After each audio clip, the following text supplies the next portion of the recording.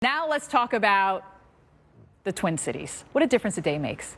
We've seen the temperature rise from 16 below yesterday to 32 earlier this morning. Our temperature is falling. It's at what, 27 right now? Oh, it's at 30, feels like 27. And the temperatures are going to keep falling. You can see that here as our Arctic invasion spills in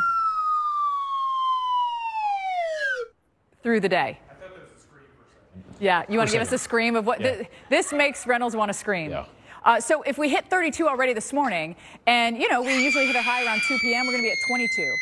So that shows you, this is when we should be the warmest of the day at 2 p.m. No such luck. And by the way, this cold air is going to go all the way down into South Florida. Sunday morning will be at, what, like 39 in Miami. That will be the first time we've been below 40 in about 11 years. So that's significant. So here's what's a little deceiving and confusing. This time yesterday, it was a lot colder. So we got a warm up. We are 45 degrees warmer right now in Minneapolis than we were at this time yesterday morning. We are 28 degrees warmer in Chicago, 24 degrees warmer in St. Louis right now than we were yesterday morning. So we had this bump up of the cold air, of the warm air, and now we're just literally going right down a slide. And it's not even one of the ones that kind of go around like this. It's just a straight shot, you know, slide going right down. You'll see those temperatures also here in the Northeast, giving us some problems. Wind chill values below 0 this morning, and because of that, we have advisories posted. Wind chill advisory here in Ohio until 11 a.m. for 10 to 20.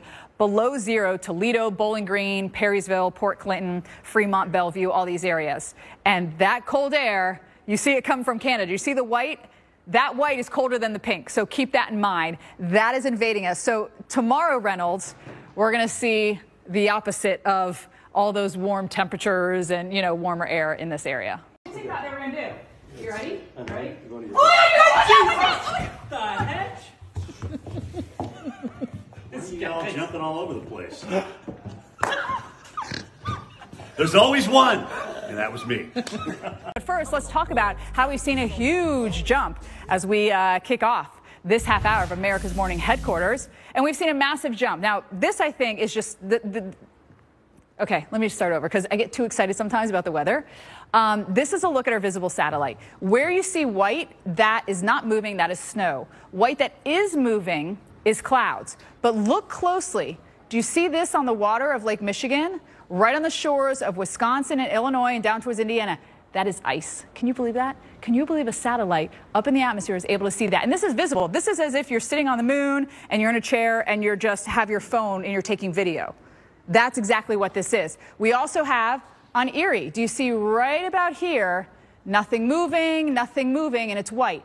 That is ice as well. And we can zoom down in and show it to you. So you've got snow, you've got clouds, and you've got the ice. So we just showed you what it's like live. This is what it looks like on a satellite just off of Cleveland. I think it's cool. Hopefully you do as well. Our ice covers really jumped up from the last week. Big time numbers here currently. Erie is the highest percentage, and why is that? Let's think about it. Erie is the smallest and also the most shallow. So that's why we can get more ice, because we don't have all this warm, big mass to freeze over there. And it's actually been